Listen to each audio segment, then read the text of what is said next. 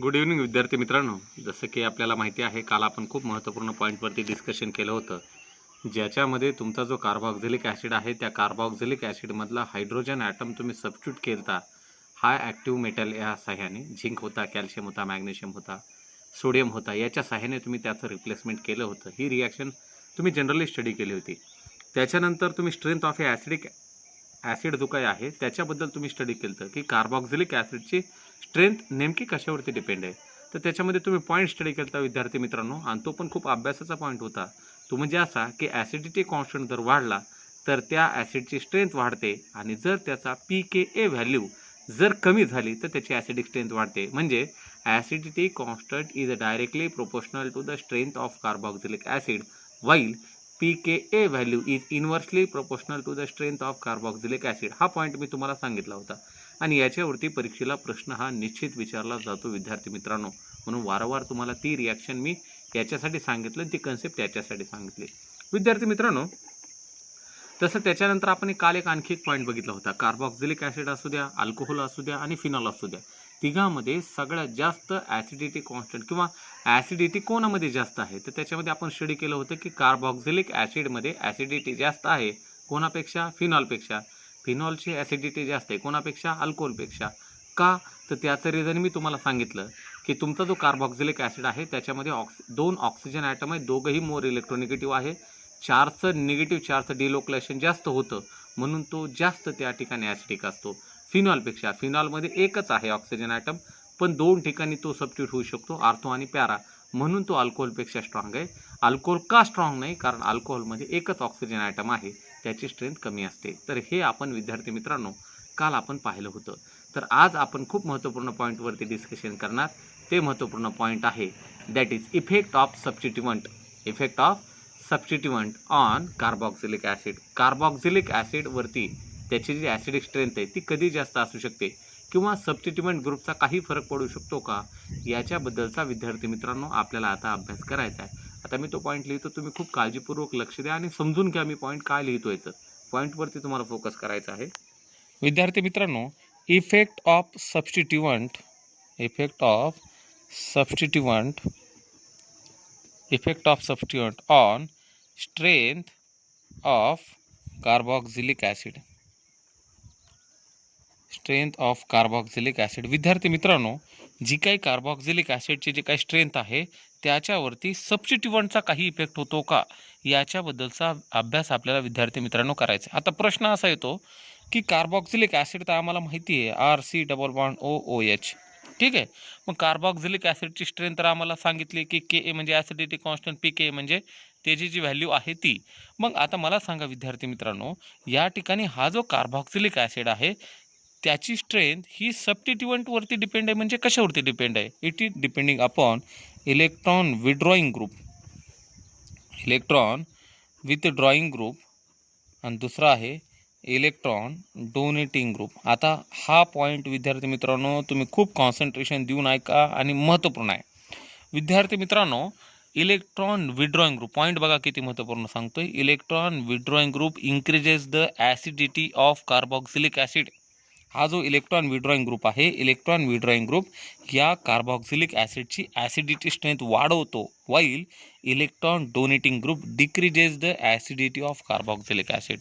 विद्यार्थी मित्रांनो, समजा उदाहरणार्थ मी एक कंपाऊंड असा लिहिला, आता हा लिहितो मी विद्यार्थी मित्रांनो इथे एक सबस्टिट्यूएंट म्हणून CH3C+OOH हा एक कार्बोक्झिलिक ॲसिड मी इथं लिहिला. आता याचं नाव आहे इथॅनोइक ॲसिड, याला आपण ॲसिटिक ॲसिड म्हणतो. आता आपण काय करतोय, पहिली जी रिॲक्शन आहे याची 4 टाईप्स आहेत. त्यापैकी पहिली आपण पाहतोय की हायड्रोजन ॲटमला आपल्याला सबस्टिट्यूट करायचं आहे. तर विद्यार्थी मित्रांनो इथला जो हायड्रोजन ॲटम आहे तो हायड्रोजन ॲटम आपण आता सबस्टिट्यूट करू C+OOH. विद्यार्थी मित्रांनो, याच्यामध्ये हा जो क्लोरीन दिसतोय, this chlorine is a electron withdrawing group. आता खूप महत्त्वपूर्ण पॉईंटवरती मी डिस्कशन करतो, इलेक्ट्रॉन विथड्रॉईंग ग्रुप. विद्यार्थी मित्रांनो, हा पण ॲसिडच आहे आणि हा पण ॲसिडच आहे, पण दोन्ही ॲसिडमध्ये फरक आहे. हा प्लेन ॲसिडिक ॲसिड आहे कार्बोक्झिलिक ॲसिड, आणि याच्यामध्ये ग्रुप ॲड केला आहे. कोणता ग्रुप ॲड केला आहे? तर इलेक्ट्रॉन विथड्रॉईंग ग्रुप. याला इलेक्ट्रॉन विथड्रॉईंग ग्रुप का म्हणतात? कारण it has tendency to accept the lone pair of electrons hence it is called as the electron withdrawing group. तर मी असं सांगितलं विद्यार्थी मित्रांनो, इलेक्ट्रॉन विड्रॉइंग ग्रुप इंक्रीजेस म्हणजे वाढतं. Electron withdrawing group increases the acidity of carboxylic acid. मग आता मला सांगा 1 नंबर आणि 2 नंबरमध्ये कोणाची ॲसिडिक स्ट्रेंथ ही जास्त असणार आहे? तर 100% विद्यार्थी मित्रांनो, हा जो दिसतोय तुम्हाला ClCH2 C double bond OOH is greater than CH3 C double bond OOH. विद्यार्थी मित्रांनो, या ठिकाणी हा जो काही क्लोरीन ॲटम आहे, हा chlorine atom electron withdrawing group आहे. आणि मी तुम्हाला असं सांगितलं electron withdrawing group increases the acidity of carboxylic acid. मग आता आणखी एक एक्झाम्पल लिहितो विद्यार्थी मित्रांनो, CH3 डबल बॉन्ड OOH. आता याच्यामधले 2 हायड्रोजन ॲटमच्या ऐवजी 2 क्लोरीन घेतलं. आता माझा प्रश्न असा आहे, याला 1 नंबर द्या, याला 2 नंबर आणि याला 3 नंबर. ह्या तिघामध्ये सगळ्यात जास्त ॲसिडिक स्ट्रेंथ कोणाची आहे? तर याच्यामध्ये 2 इलेक्ट्रॉन विड्रॉइंग ग्रुप आहे. हा जो 3 नंबर आहे तो या 2 नंबरपेक्षा स्ट्रॉंग आहे. 2 नंबर हा 1 नंबरपेक्षा स्ट्रॉंग आहे. ही सुद्धा कन्सेप्टच आहे विद्यार्थी मित्रांनो. याच्यामध्ये 2 electron withdrawing group. As the electron withdrawing group increases it increases the acidity of carboxylic acid. या ठिकाणी हे जे इलेक्ट्रॉन विड्रॉइंग ग्रुप आहेत, electron withdrawing group increases the acidity of carboxylic acid. मग आता आणखी 3 घेतले तर याची ॲसिडिक स्ट्रेंथ आणखी जास्त वाढणार आहे. म्हणजे ही पहिली गोष्ट आपली क्लिअर झाली की ॲसिडिक स्ट्रेंथ कधी जास्त असू शकते, कधी कमी असू शकते.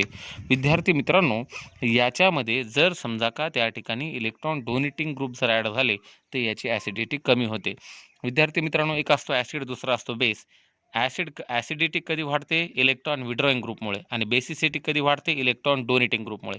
तर आपण बेसिसिटी तर आपल्या पुढच्या चॅप्टरमध्ये आहेच, कंपाऊंड कंटेनिंग नायट्रोजन, त्याच्यामध्ये स्टडी करणार. आता फक्त आपल्याला एक सांगायचं आहे की इलेक्ट्रॉन विड्रॉइंग ग्रुप काय करतात? त्याची ॲसिडिक स्ट्रेंथ वाढवतात. मग इलेक्ट्रॉन विड्रॉइंग ग्रुप कोणते कोणते असतात विद्यार्थी मित्रांनो? तर आयोडीन आहे, त्याच्यानंतर ब्रोमीन आहे, त्याच्यानंतर क्लोरीन आहे, त्याच्यानंतर फ्लोरीन आहे, त्याच्यानंतर नायट्रो ग्रुप आहे. विद्यार्थी मित्रांनो, त्याच्यानंतर CF3 आहे. वेगवेगळ्या प्रकारचे ग्रुप आहेत. मग त्याच्यानंतर फिनिलची रिंग आहे. विद्यार्थी मित्रांनो, ही इन्क्रीजिंग ऑर्डरची सिरीज आहे त्याची. आयोडीन सगळ्यात तुम्हाला माहिती असणारा कोण आहे? Iodine, bromine, chlorine, fluorine. तर आयोडीनची ॲसिडिक स्ट्रेंथ ही जास्त असते. म्हणजे आयोडीन हा स्ट्रॉंग इलेक्ट्रॉन विड्रॉइंग ग्रुप आहे. ब्रोमीन पण आहे, क्लोरीन पण आहे, फ्लोरीन पण. चौघामध्ये कंपॅरिझन केलं तर आयोडीन हा सगळ्यात जास्त स्ट्रॉंग इलेक्ट्रॉन विड्रॉइंग ग्रुप आहे. तो जर अटॅच असेल तर आणखी त्याची ॲसिडिक स्ट्रेंथ ही वाढणार आहे विद्यार्थी मित्रांनो. पण ॲरोमॅटिक कंपाऊंडच्या बाबतीमध्ये काय आहे? हे झालं ॲलोपॅथिक कंपाऊंडच्या बाबतीमध्ये. पण समजा उदाहरणार्थ असा एक कंपाऊंड आहे माझ्यापाशी,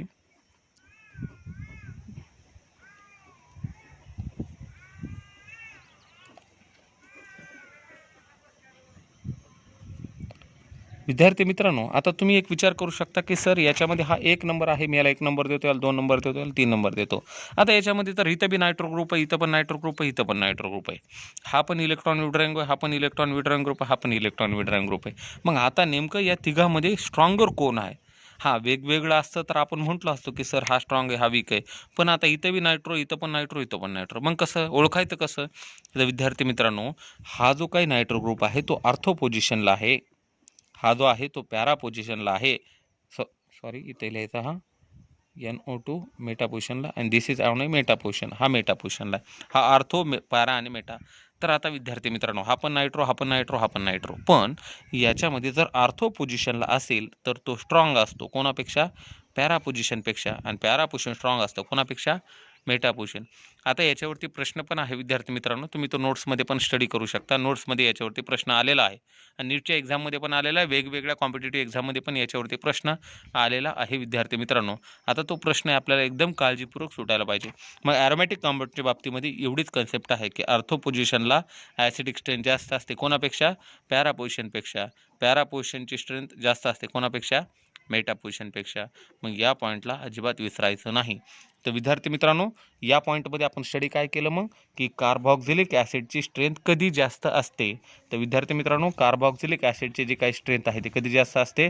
as the electron withdrawing group are attach to the carboxylic acid. मग इलेक्ट्रॉन विड्रॉइंग ग्रुप कोणते आहेत ते इथं लिहिलं मी. आयोडीन, ब्रोमीन, क्लोरीन, फ्रोमीन, नायट्रोजन. हे जे ग्रुप आहेत हे this is called as electron withdrawing group. याला आपण इलेक्ट्रॉन विड्रॉइंग ग्रुप असं म्हणतो. मग electron withdrawing group increases the acidity of carboxylic acid. तर हा आपला आजचा पॉईंट होता विद्यार्थी मित्रांनो. मग याच्यावरती थोडंसं फोकस करायचं, म्हणजे आजचा म्हणजे हा आपला ह्यातला आजच्या पॉईंटमधला हा पहिला पॉईंट. आता दुसरा एक पॉईंट आपल्याला स्टडी करायचा विद्यार्थी मित्रांनो, तर या पॉईंटवरती फोकस करायचं. हे नोट्समध्ये पण आहे, तुम्ही त्याच्यामध्ये समजून घेऊ शकता. माझा पॉईंट अजूनही काय सांगितला की electron with drawing group increases acidity. हे विसरायचं नाही. इट इन्क्रीज द ॲसिडिटी, एवढा पॉईंट विसरायचा नाही. आणि इलेक्ट्रॉन विड्रॉइंग ग्रुप कोणते तर हे सांगितलेले, हे पण विसरायचं नाही विद्यार्थी मित्रांनो. हे जे सांगितलेले आहेत आयोडीन, ब्रोमीन, क्लोरीन, फ्लोरीन, हे जे आहेत हे पण विसरायचे नाहीत. ह्या चौघापैकी कोणाची स्ट्रेंथ जास्त आहे ते पण एकदा बघायचं आणि ते पण तुम्ही सोडवायचा प्रयत्न करायचा विद्यार्थी मित्रांनो, कारण याच्यावरती तुम्हाला निश्चित परीक्षेला प्रश्न विचारला जाऊ शकतो. आता आपण पुढचा एक पॉईंट स्टडी करणार आहोत विद्यार्थी मित्रांनो. तो पण पॉईंट खूप सोपा आहे, तो पण पॉईंट आपल्याला स्टडी करायचा आहे. तो पॉईंट आपण आता बघू विद्यार्थी मित्रांनो. हा झाला पहिला पॉईंट, ज्याच्यामध्ये तुम्ही कार्बोक्सिलिक ॲसिडची ॲसिडिक स्ट्रेंथ स्टडी केली होती. आता दुसरा पॉईंट आपण स्टडी करणार आहोत. पहिल्या पॉईंटमध्ये मी काल तुम्हाला सांगितलं होतं की आपण केमिकल प्रॉपर्टी बघतोय कार्बोक्सिलिक ॲसिडच्या, तर त्याच्यामध्ये पहिली केमिकल प्रॉपर्टी होती रिप्लेसमेंट ऑफ हायड्रोजन. आता दुसरी प्रॉपर्टी आपल्याला बघायचं आहे, replacement of OH group. Replacement of OH group. विद्यार्थी मित्रांनो, आता OH ग्रुपचं रिप्लेसमेंट करायचं. पहिलं हायड्रोजनचं केलं होतं ॲक्टिव्ह मेटलच्या सहाय्याने. आता आपल्याला काय करायचं आहे, तुमचा जो काही कार्बोक्सिलिक ॲसिड आहे, या कार्बोक्सिलिक ॲसिडमधला हा जो काही OH आहे, तो OH आता तुम्हाला रिप्लेस करायचा आहे. मग तो रिप्लेस नेमका कशाने करायचा आहे तेही आपण बघणार. पण आता समजून घ्या विद्यार्थी मित्रांनो, याच्यावरती पण प्रश्न विचारलेला आहे एक्झाममध्ये. आता हा जो कार्बोक्सिलिक ॲसिड आहे त्याच्यामध्ये हा जो काही OH आहे, त्या OHला रिप्लेस करायचे, त्याच्या जागी एक रिॲक्शन काय होऊ शकते हे आपल्याला आता स्टडी करायचं आहे. विद्यार्थी मित्रांनो, सगळ्यात पहिली रिॲक्शन आहे रिॲक्शन विथ, म्हणजे कार्बोक्सिलिक ॲसिडची reaction. Reaction with PCl3, PCl5 आणि SOCl2. विद्यार्थी मित्रांनो, या ठिकाणी OHची हा जो कार्बोक्सिलिक ॲसिड आहे त्याची रिॲक्शन करायची कोणाबरोबर, PCl3 बरोबर, PCl5 बरोबर, SOCl2 बरोबर. आपण अल्कोहोल फिनॉल इथरमध्ये पण बघितलं होतं, त्याच्यामध्ये पण OHच्या ऐवजी Cl घेतला होता, OHच्या ऐवजी Cl घेतला होता, OHच्या ऐवजी. याला डार्झन प्रोसिजर या PCl5 बरोबर बघितलं होतं आणि PCl3 बरोबर पण रिॲक्शन केलेली आहे. आता मग पहिली रिॲक्शन आपण बघू विद्यार्थी मित्रांनो. हा RC≡OH प्लस PCl3. आता याची रिॲक्शन तुम्हाला विद्यार्थी मित्रांनो परफॉर्म करायची आहे. हा R म्हणजे काय, अल्किल ग्रुप आहे, PCl3 आहे. बॅलन्स करण्यासाठी तुम्ही त्यावेळेस 3 मोल घेतले होते, इथं सुद्धा तुम्हाला 3च मोल घ्यायचे आहेत. Thrice RC≡OCl plus H3PO3. तुम्हाला सर्वांना आठवत असेल की आपण ही रिॲक्शन अल्कोहोल फिनॉल इथरमध्ये पण बघितली होती, पण तिथं अल्कोहोल होता, इथं ॲसिड आहे, पण तिथं पण OH रिप्लेस केला होता, इथं सुद्धा OH. बघा मी काय केलं, RC≡O. काही बदल केला का, नाही. बदल कुठं केला, फक्त इथं OH होता, त्याच्याऐवजी काय घेतला विद्यार्थी मित्रांनो, Cl घेतला फक्त, बाकी काहीही बदल केलेला नाही आहे. आणि हा बाय प्रोडक्ट तर तुम्हाला सर्वांना माहिती आहे, फॉस्फरिक ॲसिड H3PO3. आता एक्झाम्पल घेतो विद्यार्थी मित्रांनो. Thrice CH3C≡OOH plus PCl3. Hit करायचं त्याला स्मॉलेस्ट. थ्राईस CH3 काय होणार, C≡O. हे CH3C≡O, CH3C≡O. फक्त OH ऐवजी काय घ्यायचं, Cl घ्यायचं, प्लस हे H3PO3 जसं आहे तसं. It is called as a ethanoyl chloride.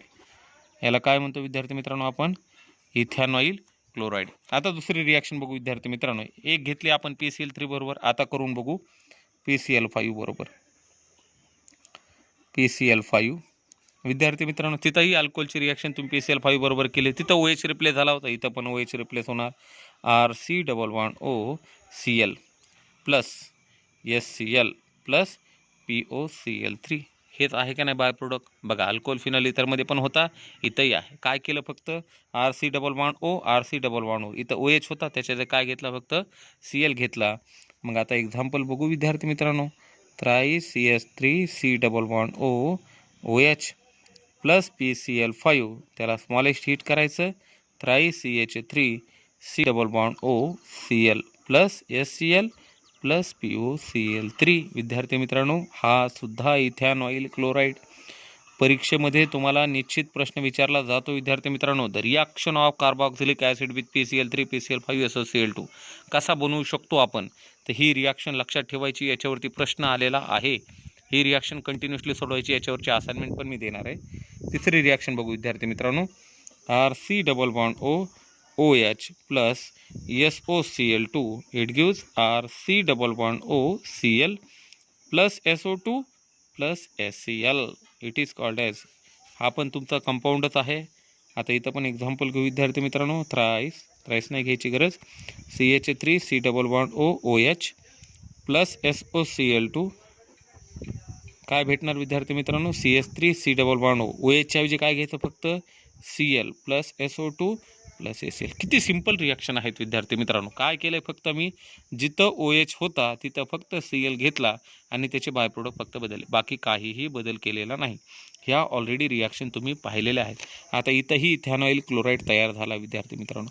बघा तुम्ही विद्यार्थी मित्रांनो, इथंही इथॅनॉइल क्लोराईड तयार केला, इथंही इथॅनॉइल क्लोराईड तयार केला, इथंही इथॅनॉइल क्लोराईड तयार केला. पण याच्यामध्ये हा काय घेतला होता मी, इथं घेतला होता PCl3, इथं काय घेतला विद्यार्थी मित्रांनो, इथं घेतला PCl5 आणि इथं काय घेतला SOCl2. कोणाबरोबर रिॲक्शन केली, कार्बोक्सिलिक ॲसिड बरोबर. RCOH RCOH RCOH तिघाबरोबर रिॲक्शन केली वेगवेगळी, पण प्रोडक्ट कसा भेटला, सेम भेटला. काहीही बदल झालेला नाही. फक्त OHच्याच काय घ्यायचं आहे तुम्हाला, Cl घ्यायचं आहे, बाकी काहीही बदल करायचा नाही. आता ह्या जो पार्ट आहे या पार्टवरच्या तुम्हाला आता विद्यार्थी मित्रांनो रिॲक्शन सोडवायचे आहेत. आता इथून पुढे तुमच्या ज्या असाइनमेंट आहेत त्या असाइनमेंट मी तुम्हाला आता देईल विद्यार्थी मित्रांनो. आता तुम्हाला याच्यावरची असाइनमेंट मी सोडवायला देतो. आता तुम्ही असाइनमेंट सोडवा आणि एकदम काळजीपूर्वक सोडवायचं विद्यार्थी मित्रांनो. रिॲक्शन एकदम काळजीपूर्वक बघायच्या. नोट्समध्ये पण रिॲक्शन दिलेले आहेत. आता जी असाइनमेंट देणार आहे ते असाइनमेंट पण एकदम काळजीपूर्वक सोडवा विद्यार्थी मित्रांनो. काय केलं, फक्त याच्यामध्ये जिथं OH होता तिथं फक्त Cl घेतला. कोणाकोणाबरोबर रिॲक्शन केली, PCl3 बरोबर, PCl5 बरोबर आणि SOCl2 बरोबर. बाकी काहीही बदल केलेला नाही. ठीक आहे. तर विद्यार्थी मित्रांनो असा आपला पॉईंट होता. या ठिकाणी आपण थांबू.